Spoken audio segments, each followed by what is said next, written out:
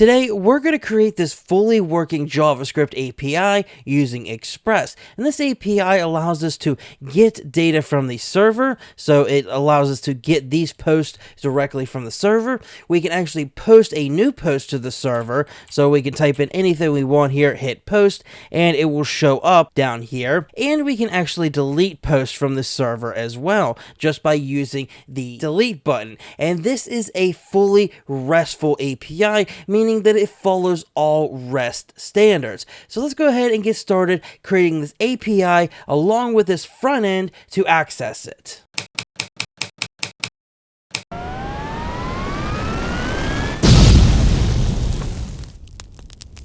So the first thing that we need to do is we need to go ahead and set up our server. I've gone ahead and already installed Express, so if you need to do that, go ahead and do that. I'm going to go ahead and const express is equal to require express, and I'm going to say const app is equal to the execution of express, and then I'm going to say const port is equal to 3000. That way we can have a dynamic port. And then I'm going to say app.listen, and I'm going to listen on that port. Then I'm going to go ahead and open up our terminal, and I'm going to start the server. So I'm going to say nodemon index.js, and that should be running now. And now that the server's running, we need to go ahead and create some filler data. Now I've already gone ahead and done this with an array of objects that I'm just going to go ahead and copy in. You can create as much filler data or as little as you want. I would recommend at least a few, just to have a few things that you can play around with, but I've created about 8 of them here. It's just an array with objects inside, and then each object has an ID, a user, and a post. And this should be significant enough for us to get started with. Now that we've got our filler data though, we need to go ahead and create our routes. So I'm just going to go ahead and create the 3 main routes that we're going to need here. We're going to need an app.get, and this is to get the data, and everything is going to be going to /feed.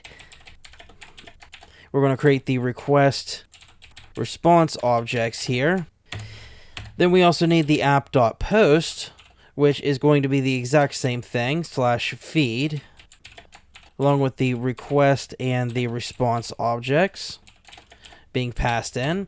And then we need to get an app.delete, which also is going to go to /feed. And then it's also going to have this extra one on here, which is /ID. And I'll explain this whenever we get to the delete part. Just know that this is an essential part of the path route. And we're going to, again, add the request and the response objects that are going to be passed in. And that is our 3 main routes: our get route, our post route, and our delete route. Now, I would add an update route, but that would add a bunch of extra code, and it's basically the same as the post anyway. So we're just going to go with these 3 main routes. And now that our routes are created, we can go ahead and start working on the front end. So we can go ahead and head over to the index.js file. First thing I'm going to do is I'm going to include the script. So I'm going to create a script that is going to include this script.js file, and I'm going to defer that. Then I'm going to add an h1 that says main feed, and I'm going to add an h2 that says post something. Then we need to create our form, so we're going to say form, and this is going to be a post form for the most part, and we're going to say it's going to http://127.0.0.1:3000/feed. Now inside of our form, we're going to go ahead and create our 2 inputs. Remember, we have 2 inputs over here for a user and a post, along with the button down here at the bottom. So we need to create all of that inside of this form here. So we're going to create a label for the name. That's going to be name, and the value inside is going to be name. Then we're going to create an input of text, and this text is going to be the name field with the ID of name, and I'm going to add a class of input to this. Then I'm just going to use a div as a separator here so we can separate our 2 different fields. Then we're going to use another label, post, and we're going to say post text. Then we're going to utilize a div, and I'm going to create a content editable div here. So we're going to call it content editable. Then I'm going to add a class of postbox, and we're going to add another class of input. Then I'm going to add an ID of post. Then inside of here, we can create our placeholder text, and we can say type post here, ... just like that. And if we save that, that is going to be our post feed. Now, real quick, we are going to go ahead and add a couple of styles to this, so maybe it looks a little bit better and it seems a little more usable. So the first thing I'm going to do is I'm going to select everything before and everything after, and I'm going to set the box sizing to border box. We're going to add margin of 0 and padding of 0. Then I'm going to select the form, and I'm going to add margin bottom of 20 pixels. Then I'm going to select the post box that we just created, and I'm going to add a border around that. Border is going to be solid 1 pixel black. Then I'm going to set a height of 100 pixels and a width of 300 pixels. Now I just need to link that in our HTML over here, so we can say link CSS, and it's going to be app.css. And if we save that, now you can see that name field over here and that post field that has now got those few styles on it. And the last thing we need to do over here is we need to add a button that says post, and that button has popped up over here for us. And now the last bit of HTML that we need to add is going to be the main feed, where the main feed is going to be popped up at. And this is going to be added dynamically based on what we get from the backend. So we're just going to create a div with a class of main feed, and that's it. And then once we get posts from the back end, we can fill this dynamically based on what we get from that request. And now we just need a place to display any type of error messages that we may get, so that way the users can understand that something went wrong if something goes wrong. And I'm just going to add that to a span here right before the form with a class of error. And that can again be dynamically filled based on if we have an error or not. So let's just go ahead and close out the HTML and the CSS, because we no longer need either one of those. Now we'll head over to the script on the front end, and we will create the front end first. So the first thing that we need to do is we need to select that feed. So we're going to say const feed is equal to document.query selector, and we're going to select the .main-feed. Next thing we need to do is we need to create an async function. So we're going to create an async function, and this is going to be the function that we're going to be sending the request through to get our data. So we're going to say get feed data. Now, the first thing we should probably do is we should probably make sure that the feed is empty. That way we're not duplicating posts. So we could say feed.text content is equal to an empty string. That way it's empty whenever we first run this function. Next, we're going to go ahead and we're going to fetch our data. So we're going to say const response, because we're going to save the response inside of a variable, is equal to await fetch.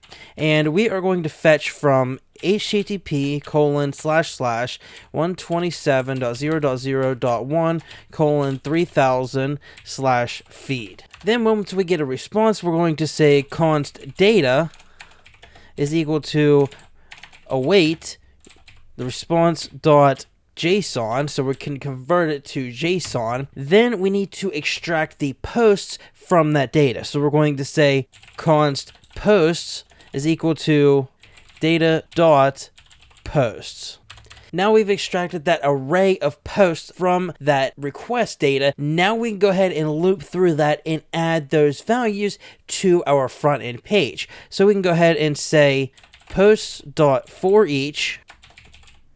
Then we're going to say post. And inside of our callback function, we are going to dynamically create brand new elements for each value in our posts array objects. So to do this, we need to first create 4 different elements. So we're going to say const wrapper is equal to document.createElement, and I'm going to create a div. And then we're going to create 3 more. One is going to be the post text. The other is going to be the user text. And then the fourth one is going to actually be a button, and it's going to be the delete button. Next, we need to add some attributes to this stuff so it actually works. So the first thing we need to do is we need to work with the delete button. So we're going to say delete button dot text content is going to be equal to delete.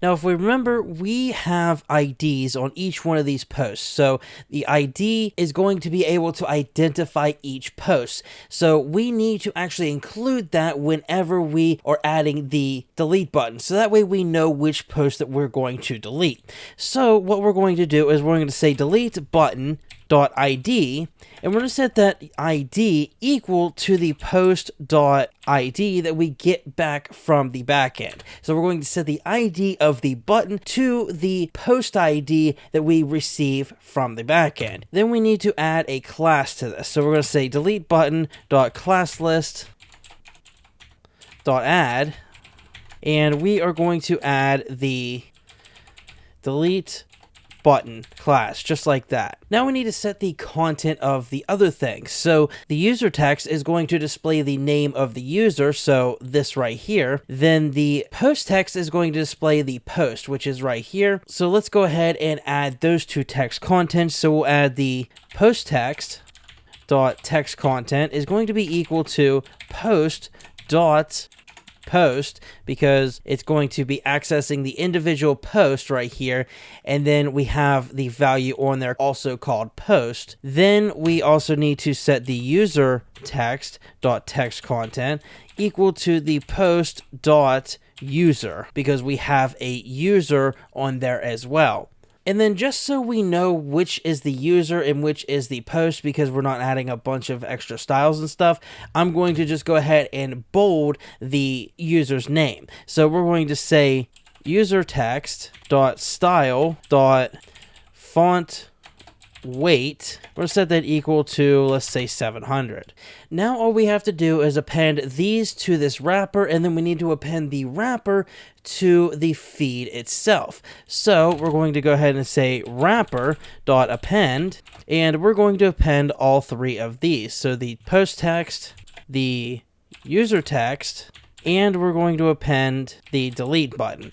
And this is dependent on the order that we pass these in. So actually we want the user text to go before the post text. So we're going to pass it in like that, where we have the user text, then the post text, then the delete button. Now let's go ahead and append that to the feed. So we're going to say feed.append, and we're going to append the wrapper.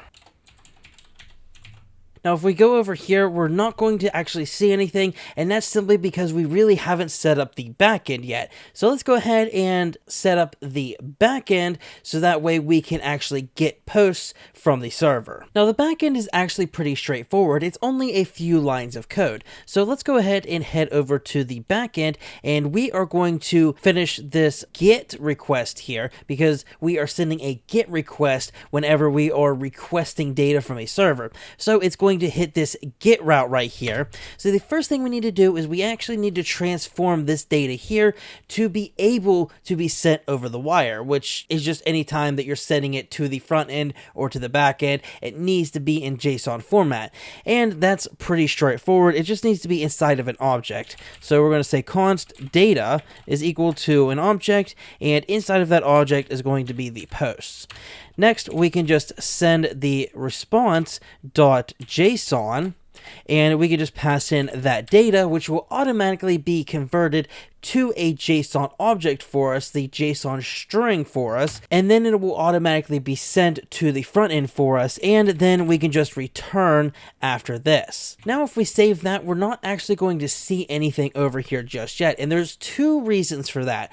One is because the way that we are requesting the data, the backend is not properly set up for that. Then the second reason is actually because we're not actually calling the function to get the data on the front end. So let's deal with the backend issue first since we're already here. So the first thing that we need to do is we need to be able to tell the front end that we are okay with accepting different types of requests. So we want to tell the front end that we're going to accept requests from other websites, because technically this website here is hosted on a completely different domain than the backend here. So we need to be able to add these extra flags so that whenever it requests the data, it's not rejected. So the way that we do that is by using a middleware. So we're going to say app.use, and just to be clear, this is not going to be set up securely. So do not add this to a production facing website without adding some extra security. This is just blowing all that security out of the water. You should probably add some more extra layers of security before you add this to any type of production website. But we can go ahead and we can accept the request, the response, and we can accept a next function here. And inside of here, we need to set a few headers. So the first header we need to set is on the response.setHeaders. And the header name is going to be access control allow origin, and this is just saying that we're allowing a different website to make requests. So we're going to say any website can make a request here. Then we need to set the access control allow headers, and we want to allow any type of headers as well. And then we also want to allow any type of methods as well. And this really doesn't matter until you get to methods beyond just the get method. Then this is when this is going to be useful. But this middleware is going to catch every single request that comes in and is going to basically set these headers on the response, basically telling the front end it's okay to send these types of requests. And we are actually just going to call the next function. Now, we haven't really talked too much about the next function, but what it does is it just calls the next middleware. So basically the request comes in, it hits this here, and then whenever we call the next function, it basically tells Express go to the next middleware. So it basically says we're done with this middleware, you can go ahead and go on to the next one, which would probably be this app.get method down here, where it's then going to send the request. Whenever you're setting up a middleware like this, you generally need to utilize the next function, and there's even more that the next function can actually do that we haven't actually talked about yet. But let's go ahead and we can save that, and let's go ahead over here and we can actually call this function so we can actually get our data. So the way that we're going to do that is I'm going to add a event listener. We're going to say document.add event listener, and we are going to listen for the DOM content loaded. And this is a bit redundant because we use the defer keyword on the HTML, but it really doesn't matter. So we're going to go ahead and utilize this anyway. So I'll call the get feed data function. And as soon as I do that, we are going to see that all of these posts are going to pop up on the front end here. But now that we can get data from the back end, let's go ahead and set up the post request so we can send data to the back end now.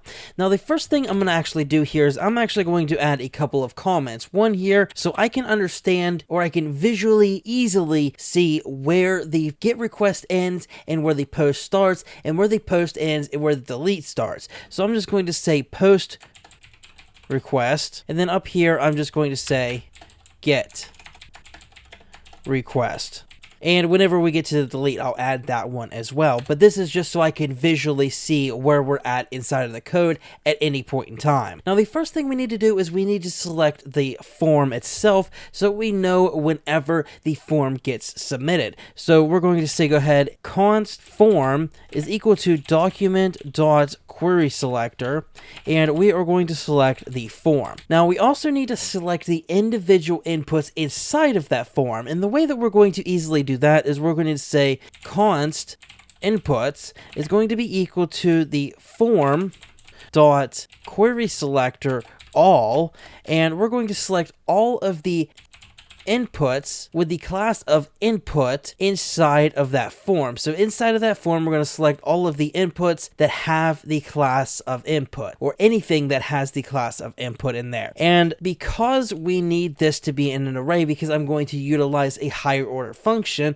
we cannot have this in a no list. So I'm going to just go ahead and automatically spread the result of that into an array. That way the input here is an array. Now the next thing we need to do is we need to listen for that form to be submitted. So let's go ahead and say form.add event listener, and we're going to listen for the submit, and we're going to call the handle form submit function. Now we're going to go ahead and create that function. So this is going to be an async function where we can send the data to the backend. So we're going to say async function, and we're going to call it handle form submit, and we're going to pass the event into that. And then the first thing we need to do is we need to prevent the default. So we're going to say e.prevent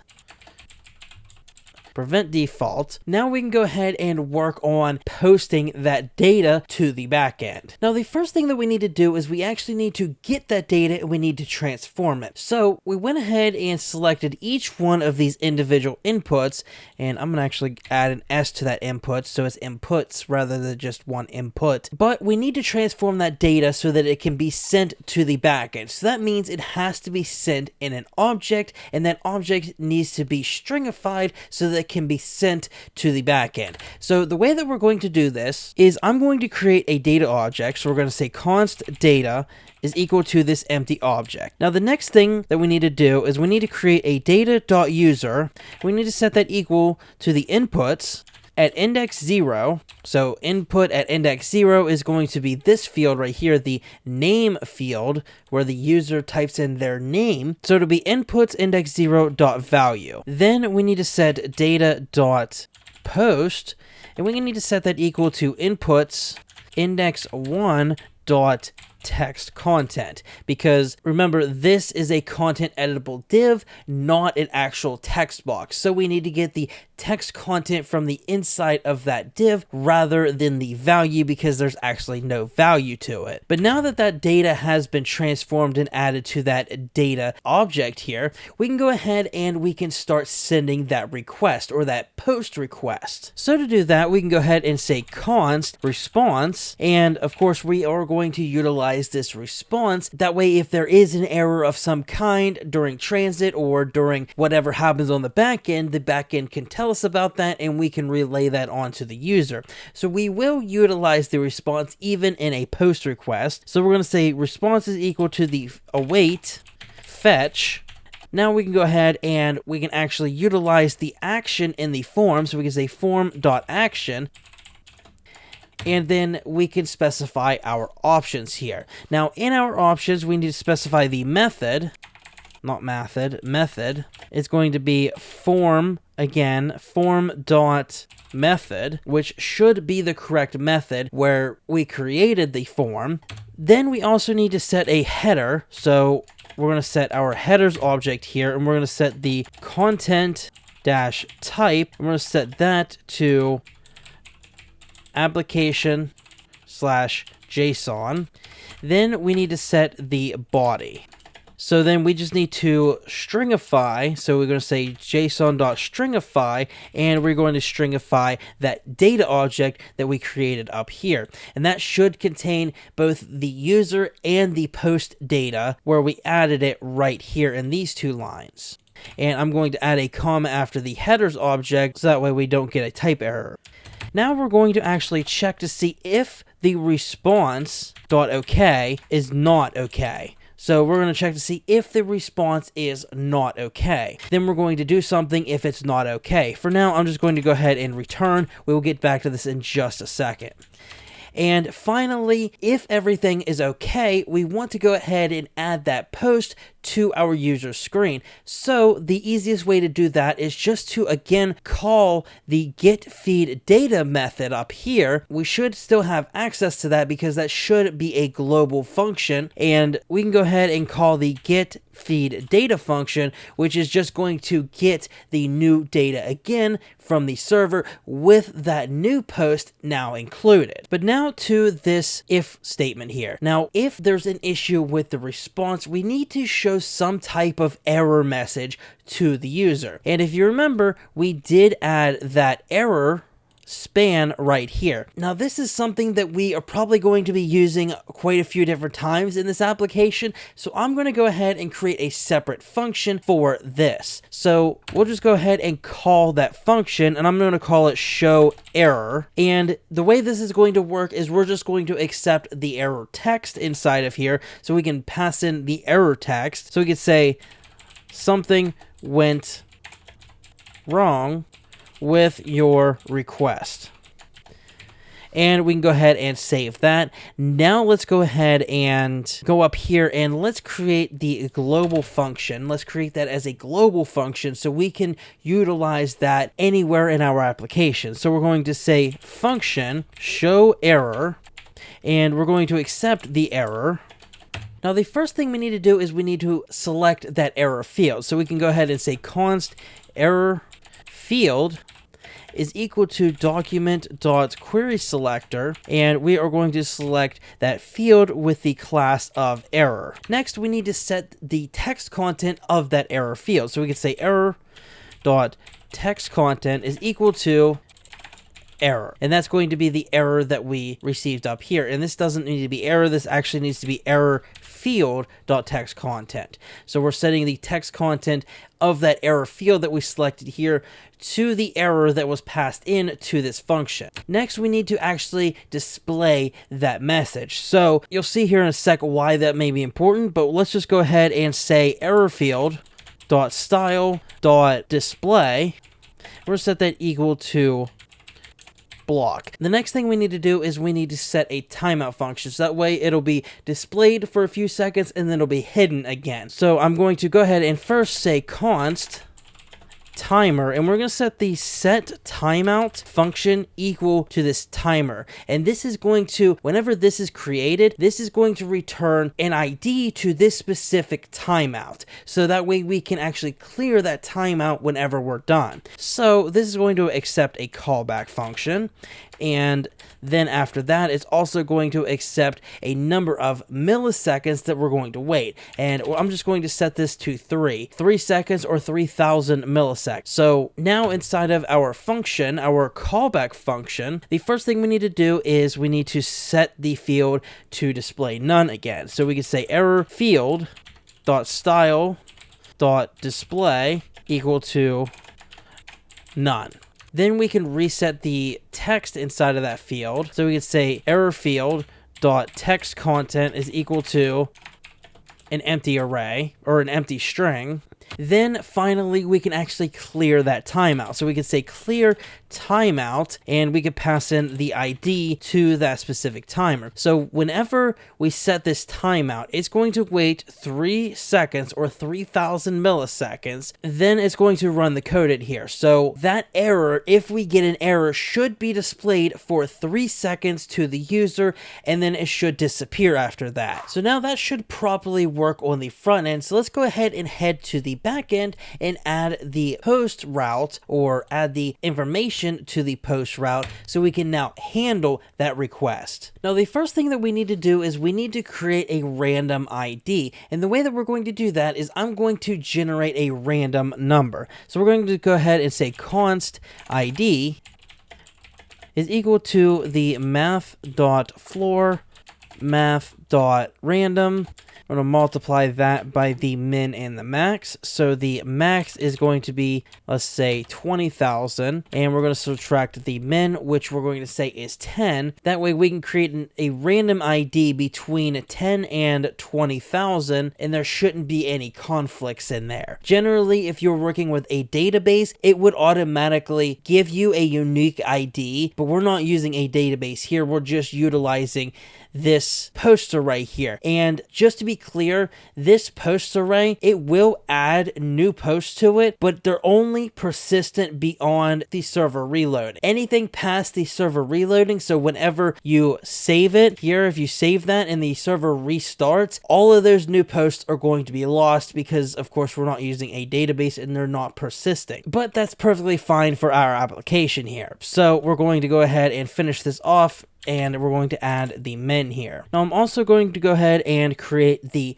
object, because remember we're storing an array of objects, so each post is its own object. So we're going to say const post is equal to an object with the ID as the ID, and then we can spread in the request dot body.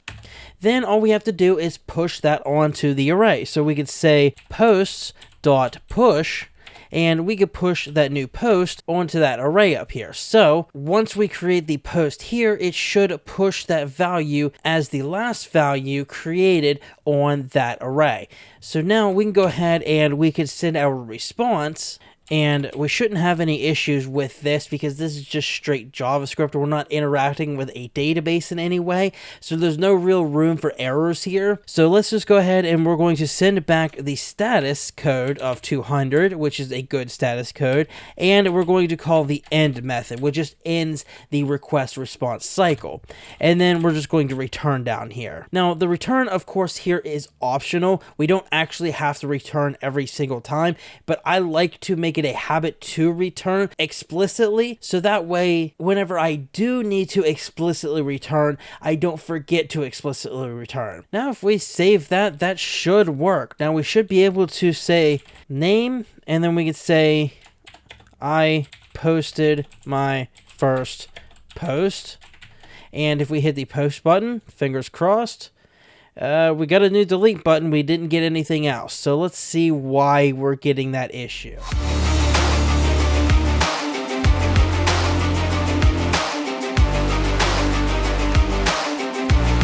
So it seems the issue is just because the data is not being parsed on the backend here. So if we add an app.use here and we call express.json, we should be able to save that, and that data is going to be parsed on the backend now. So now if we send our request again, and we submit that, now you can see down here that it's actually working because Express can now parse that JSON that we just sent to it. Now the last thing that we need to do is we need to be able to delete a post. So the first thing that we need to do after I add my comment here is we actually need to create a async function. So I'm going to create the async function, passing in the event here, and then we need to head up here to where we get the data, and after the for each loop here, we need to be able to add the event listener to each one of these buttons. So once we've created those buttons and we've added the text, the ID, and the classes to those buttons, and they've been added to the page, then we need to add the event listeners to those buttons. So we're going to say const delete buttons is equal to document.query selector all, and we're going to select all of the ones with the class of delete button. Then we're going to loop through those, so we're going to say delete buttons dot for each button.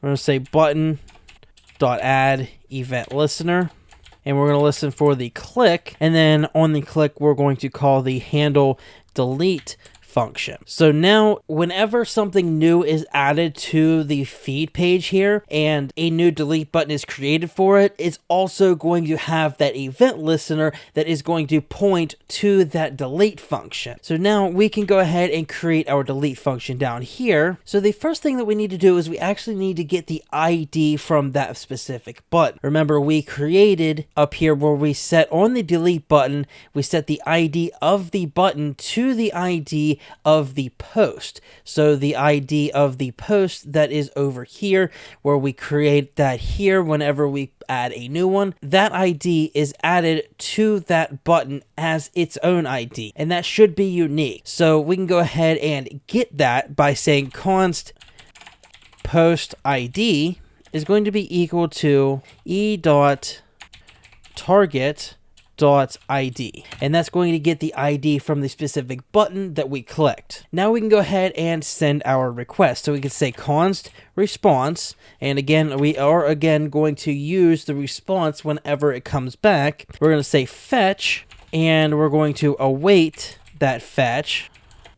Now, this is going to be sent to http://127.0.1:3000/feed. Then we need to tack on that post ID. So we can create the string template literal, and inside of here we can actually just add in that post ID there, and that's going to work exactly the same. It's just going to add that post ID onto that URL for us. Now we need to add our options here, so we can say the method is going to be delete, and our headers, we need to set our headers again for the content type.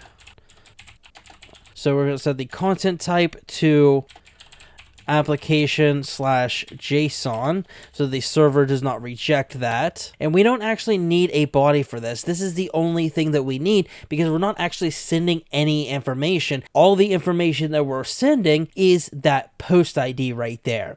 Now the only thing left in here to do is, once we get the response, we need to make sure that the response is okay. So if it is not okay, we're going to say if the response is not okay, then we want to show error, and let's actually get the response.status text.